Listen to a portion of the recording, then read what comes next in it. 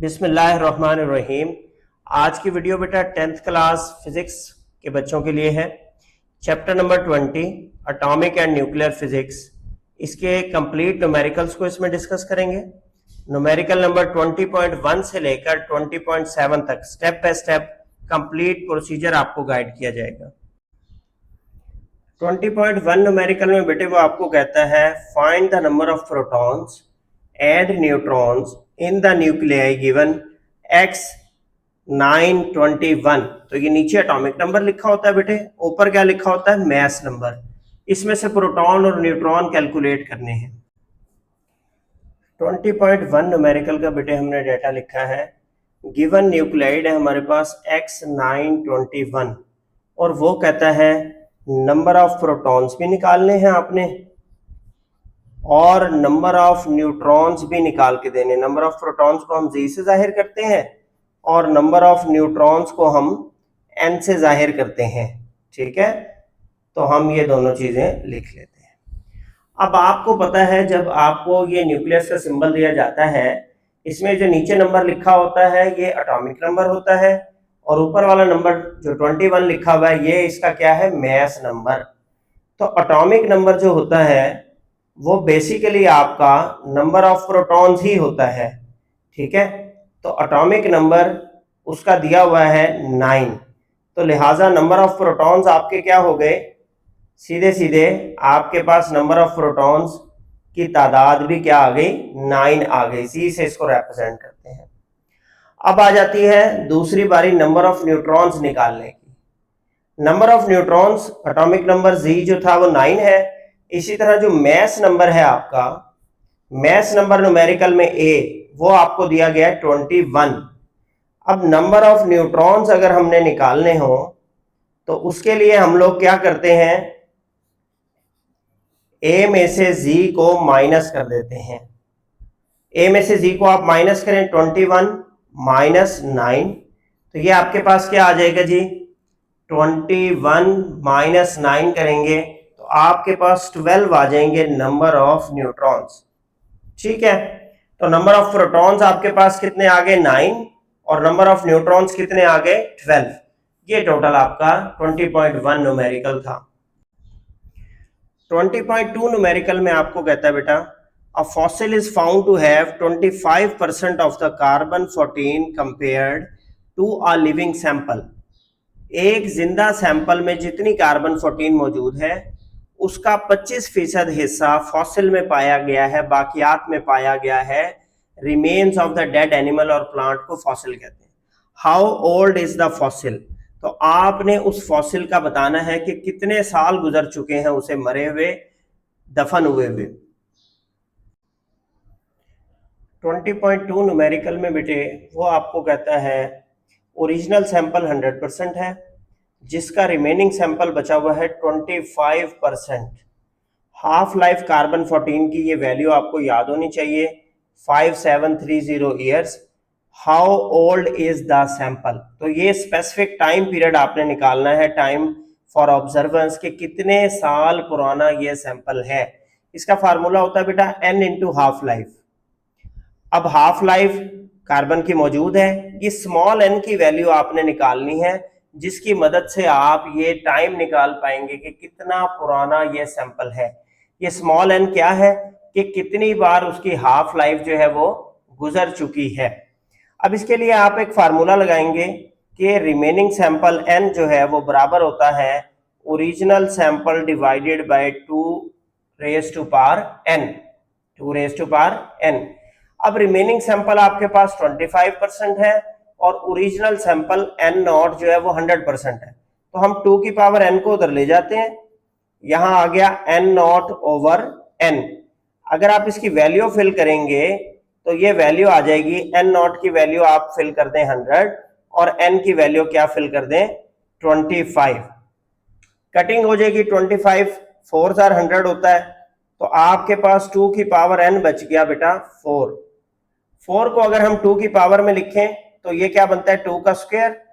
तो यहां से कंपेयर करके आपके पास स्मॉल n की वैल्यू क्या आ जाएगी? 2, क्योंकि 2 की पावर n क्या बराबर है? 2 की पावर 2। तो लिहाजा बेस सेम है तो पावर भी क्या होंगी, सेम। स्मॉल n की वैल्यू आपके पास क्या आ गई, 2 आ गई। अच्छा, इसी तरीके से अब आप वो निकाल सकते हैं time for observers. Now TP formula क्या था आपके पास, n into half life. n आपके पास आया 2 और हाफ लाइफ है कार्बन की 5730 ईयर्स। दोनों को आपने मल्टीप्लाई किया तो कितना टाइम आएगा आपके पास, 11460 ईयर्स। तो आपको पता चल गया कि जो सैंपल आपको मिला है वो कितने साल पुराना है, 11460 साल पुराना है। 20.3 न्यूमेरिकल में कहता है a sample initially contains 400 gram of radio active isotope. तो इसका मतलब है ओरिजिनल सैंपल की वैल्यू कितनी दे दी है, 400 gram with a half life of 10 years. Sample की हाफ लाइफ कितनी दे दी है, 10 years. How much remains after 30 years. Remaining sample आपने निकालना है और कितने टाइम के लिए ऑब्जर्व करना है, टीपी की वैल्यू 30 ईयर्स दे दी है उसने आपको। 20.3 का बेटे हमने डाटा लिखा है। ओरिजिनल सैंपल उसने आपको दिया हुआ है N naught 400 gram, half life दी हुई है उस सैंपल की 10 ईयर्स, और कहता है 30 साल के अरसे को ऑब्जर्व करें। टीपी आपके पास आ गया 30 ईयर्स, तो रिमेनिंग सैंपल आपके पास कितना बचेगा, उसको हमने क्या ले लिया, कैपिटल एन। अब रिमेनिंग सैंपल निकालने का तरीका क्या होता है, original sample divided by 2 raise to power n। अब आपने क्या किया कि 2 रेज़ टू पावर n में ये स्मॉल n आपके पास नहीं है, तो फिर सबसे पहले आप इस स्मॉल n की वैल्यू निकालेंगे। तो स्मॉल n की वैल्यू निकालने के लिए टीपी बराबर होता है आपके पास n इंटू हाफ लाइफ। तो आपने यहां से n की वैल्यू आपके पास आई टीपी divided by half life. n हो गया आपके पास, टीपी की वैल्यू 30 है, हाफ लाइफ की वैल्यू 10 है, तो n की वैल्यू आ गई बेटा 3। अब आप क्या करेंगे, इस फार्मूले को अपने इंप्लीमेंट करेंगे जो मेन फार्मूला, रिमेनिंग सैंपल बराबर है original sample divided by 2 raise to power n। तो ओरिजिनल सैंपल आपका 400 ग्राम है, over 2 raise to power n 3 आ गया, 400 डिवाइडेड बाय 2 की पावर 3 8, तो ये आ गया आपके पास 50 ग्राम। तो 30 साल के अरसे के बाद उस 400 ग्राम में से आपके पास कितना बच जाएगा, 50 ग्राम सैंपल रिमेनिंग बच जाएगा। 20.4 न्यूमेरिकल में बेटा आपको कहता है a radioactive substance has a half life of 64 months. Half life की वैल्यू दे दी T1/2 64 months. In how much time 1/8 of the substance will be left. तो रिमेनिंग सब्सटेंस ओरिजिनल का 1/8 मतलब n is equal to n naught over 8 दे दिया, और कह रहा है कि कितना टाइम लगेगा, टीपी की वैल्यू आपने निकालनी है। 20.4 न्यूमेरिकल का बेटे हमने डाटा लिखा है।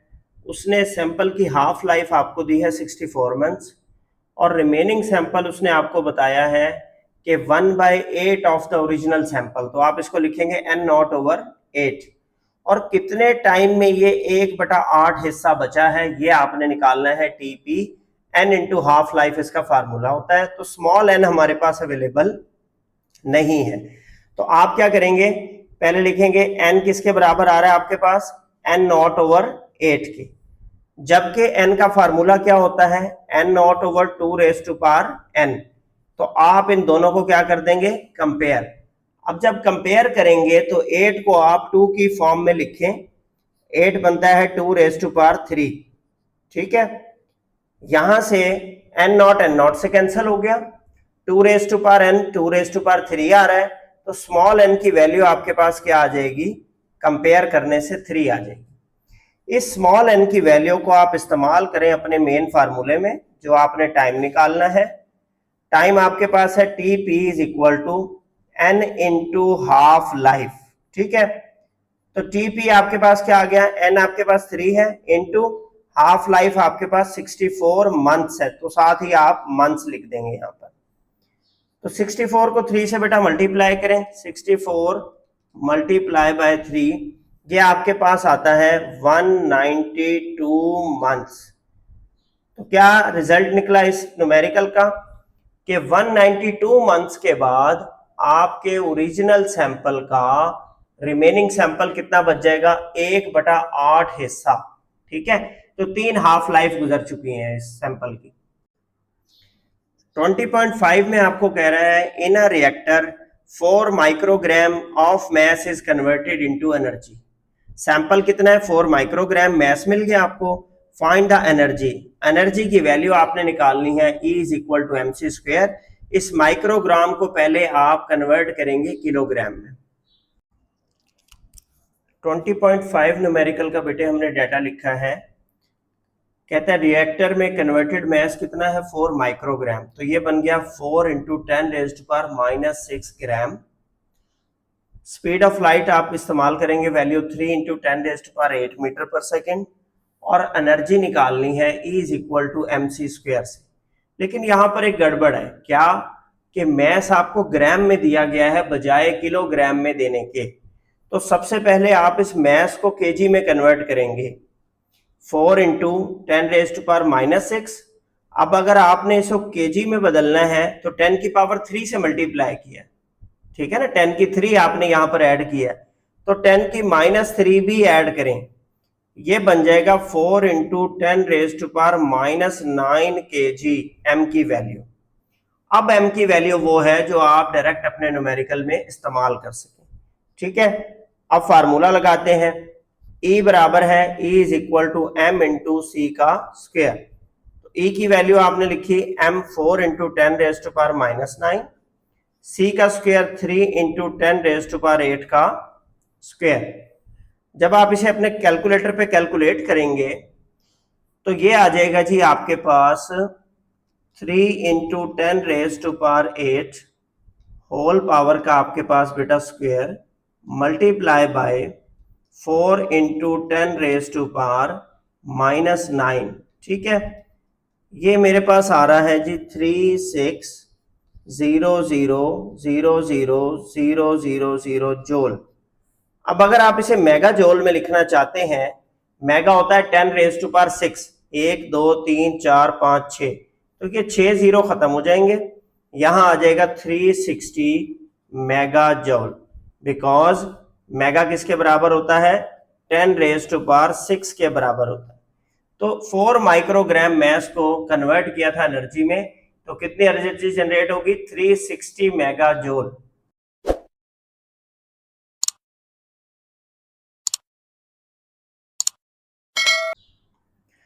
20.6 में वो आपको कहता है इन फॉर 20 डेज, इसका मतलब टीपी टाइम फॉर ऑब्जर्वेंस आपके पास आ गया 420 days.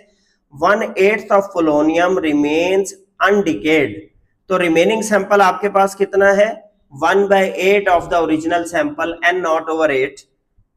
Calculate the half life of polonium, आपने T1/2 की वैल्यू कैलकुलेट। 20.6 न्यूमेरिकल का बेटे डाटा लिखा है। कहता है टाइम फॉर ऑब्जर्वेंस कितना है, 420 डेज। ठीक है, 420 दिन उसने ऑब्जर्व किया है। 1/8 of a polonium remains decayed. तो रिमेनिंग सैंपल आपके पास कितना बच गया, n is equal to n0/8, 1/8 of the original sample. कहता है इसकी आप हाफ लाइफ निकालें। अब देखें, हाफ लाइफ निकालने के लिए आपको स्मॉल n की वैल्यू चाहिए, टीपी की वैल्यू मौजूद है, स्मॉल n की वैल्यू चाहिए। इसके लिए आप क्या करेंगे, n आपको दिया गया है n0/8। n का फार्मूला होता है n0/2⁻n।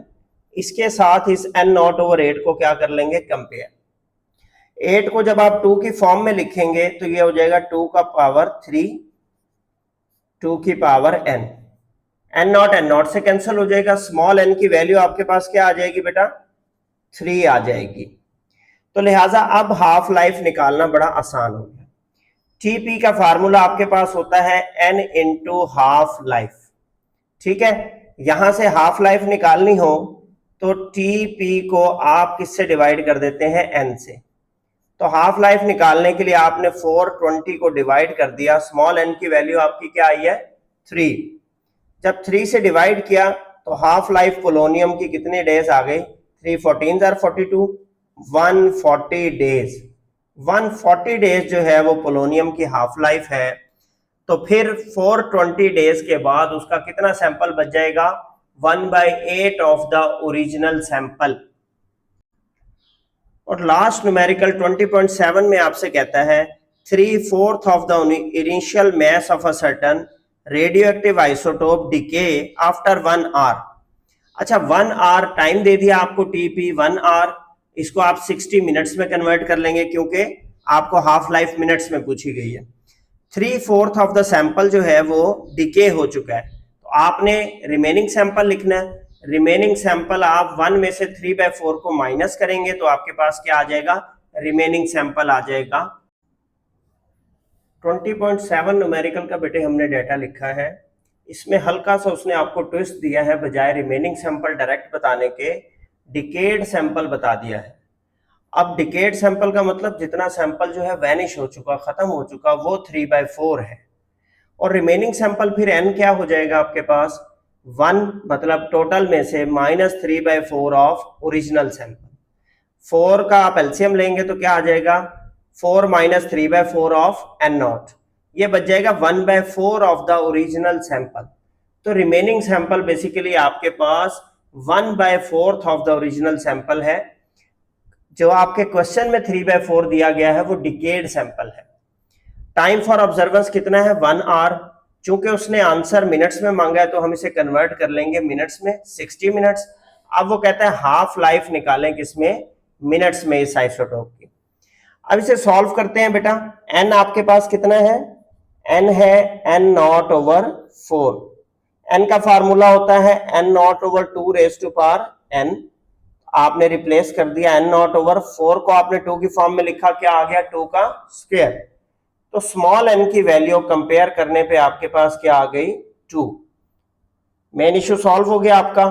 अब आपने क्या निकालनी है? Half life. हाफ लाइफ के लिए फार्मूला कौन सा इस्तेमाल करना है? टीपी। टीपी बराबर है n इंटू हाफ लाइफ के। यहां से हाफ लाइफ का फार्मूला क्या आ गया? TP divided bye n। Values को रिप्लेस करें। टीपी की वैल्यू आपको पास 60 मिनट्स है, डिवाइडेड बाय n की वैल्यू क्या आ गई है? 2। 2 से 60 को डिवाइड करें, क्या आ गया? 30 मिनट्स। तो ये आपके सैंपल की हाफ लाइफ निकल आई, कितनी मिनट्स में? 30 मिनट्स। अब आपने क्या करना है? ये पूरे आपके 20.1 से 20.7 तक न्यूमेरिकल कंप्लीट हो गए हैं, इसकी प्रैक्टिस करनी है।